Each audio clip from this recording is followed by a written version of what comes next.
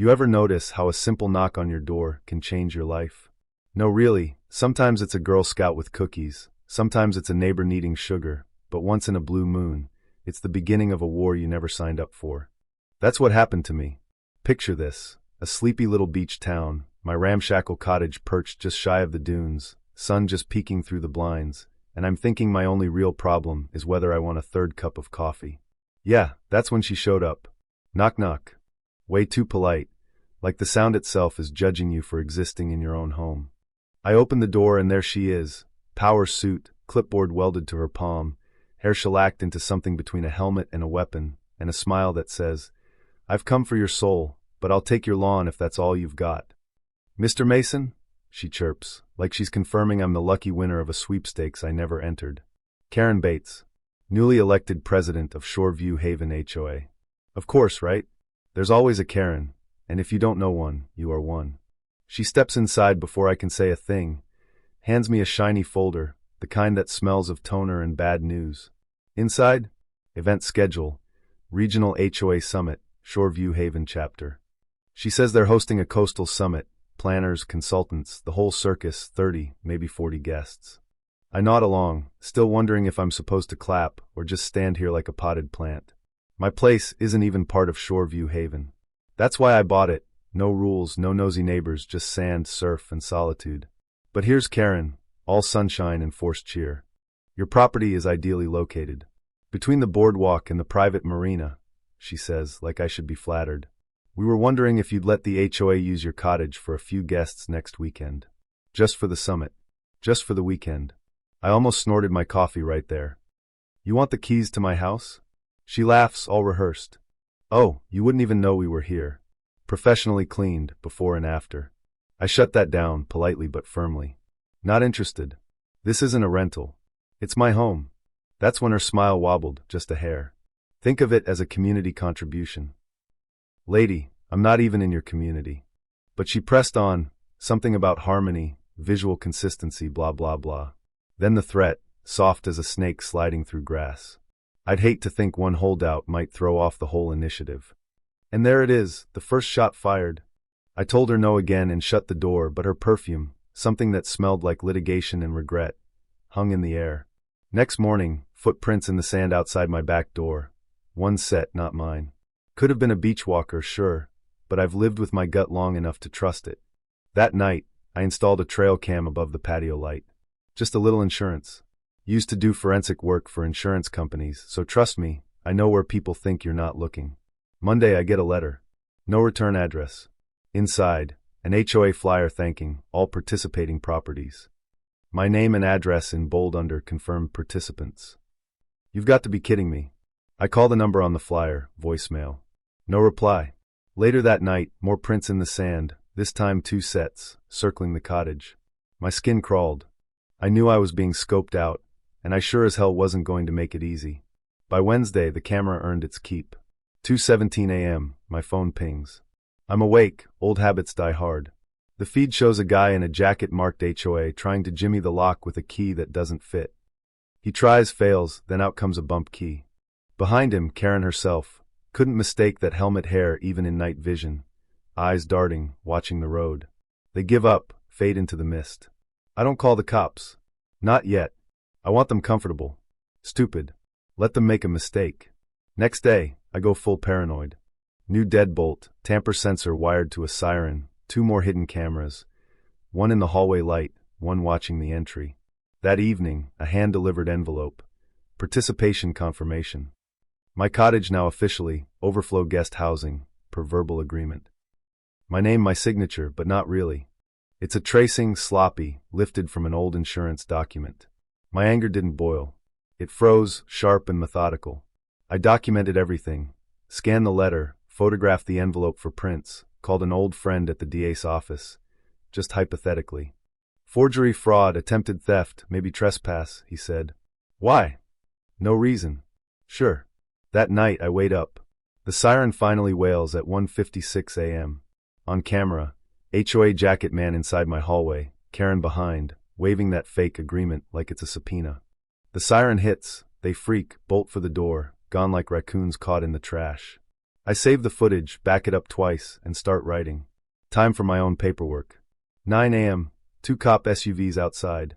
But they're not here for me. They're here because Karen called them, reporting unauthorized use of force and potential entrapment. She's out front, neck brace, clipboard, makeup bruising, limp, the whole drama. I was invited by Mr. Mason, she declares. Instead, I was assaulted by an illegal security trap. The young officer looks confused. So you had permission? Absolutely, she says, waving the forged doc. We have it in writing. I grit my teeth. You mean the forged agreement? The sergeant asks if I have evidence. Come on in, I say, trying not to laugh. I show them the footage, the break-in, the failed key, Karen's cameo. Timestamps, receipts, the lock change. Then the physical letter and the original signature for comparison. The forgery's obvious. The cop's eyes go wide. Karen doubles down. He lured us in. The siren was designed to injure. So you've used the key before? The sergeant asks. Karen flinches. I assumed. Here's the locksmith invoice, I say, dropping the file on the table. And the alarm permit. Sergeant sighs. Ma'am, please step outside for questioning. And Joel? I nod toward the footage. Already in custody, the sergeant says. Called in sick this morning. We've got him. Karen's face, for the first time, flickers, not rage, but fear. She thought her flunky would stay quiet. Nope.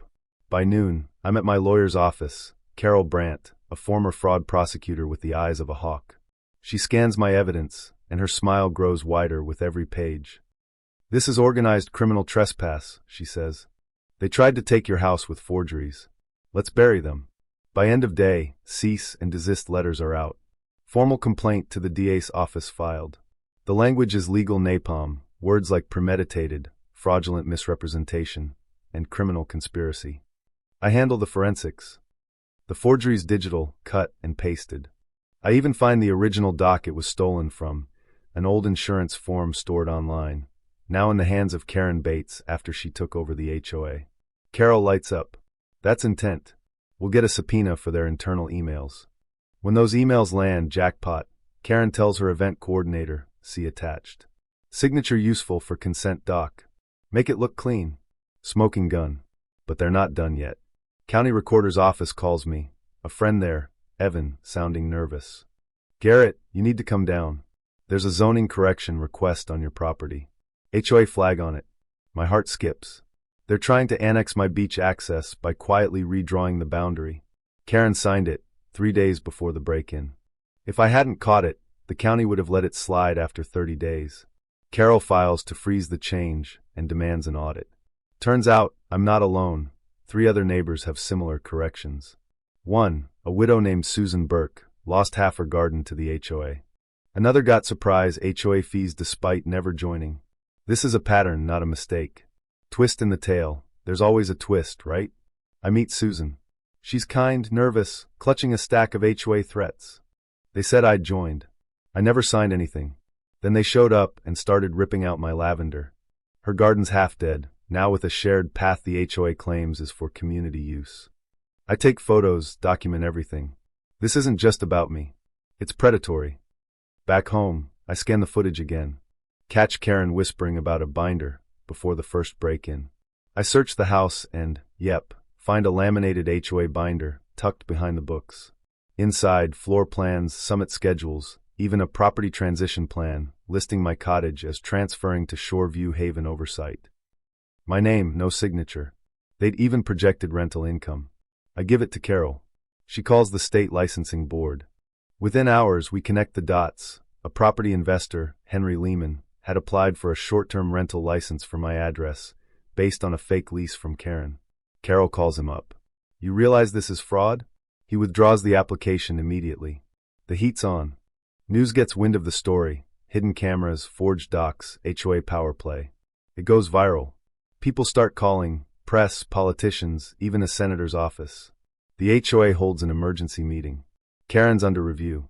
An anonymous envelope shows up in my mailbox. Her DMs with board members, plotting to get Garrett out. I mail them straight to the DA.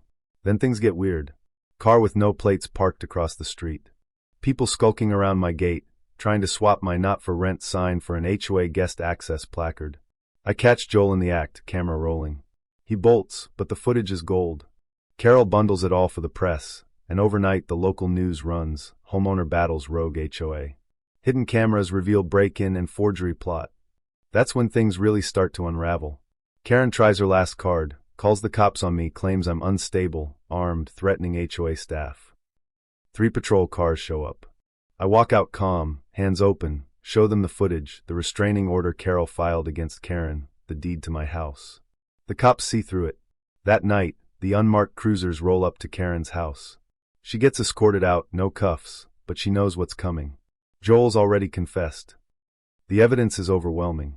Next day, the judge grants a full injunction. The HOA is barred from touching my property, talking to me, or filing anything in my name. That's not just a win. That's checkmate. But it doesn't end there. We find a master list, other homeowners targeted by the HOA. Elderly, absentee, unprotected titles. They were building a map, plotting their moves years in advance. I wasn't the first. But I'll be damned if I let myself be another tick mark on their ledger. The courtroom's packed for the final showdown. Karen across from me, looking like she still believes her own lies. Carol opens with the footage, the forged agreements, the fake notary stamp, the GPS data, the emails. Joel takes the stand, admits it all. Says Karen gave him the script, say Mason's unstable. He confesses everything. The verdict? Guilty. On all counts. Falsification, trespass, attempted theft, zoning fraud, conspiracy. Karen gets 10 years, Joel gets 2.5. The HOA goes under county supervision. I get damages, an apology, and the piece I'd almost forgotten. Bought the lot next door. Cameras, fences, plaque on the door. Not a member. Not for rent. HOA walk away. You've tried before. The paper runs my picture. The man who beat the HOA mafia. But I'm not after fame. I just wanted my home, my peace, and maybe, just maybe, to remind everyone, this stuff matters. So that's my story. You think it's just about a house? Nah, it's about power, trust, and standing up when someone tries to take what's yours with a smile and a clipboard. But here's the kicker. Was I right to go scorched earth? Or does fighting fire with fire just make the neighborhood burn brighter? Let me know what you think. Ever tangled with an HOA? Or maybe found yourself on the wrong side of a property line war? Where's the line between justice and revenge? Drop your thoughts below, because if there's one thing I learned, it's that justice isn't always polite, but sometimes it's exactly what a neighborhood needs.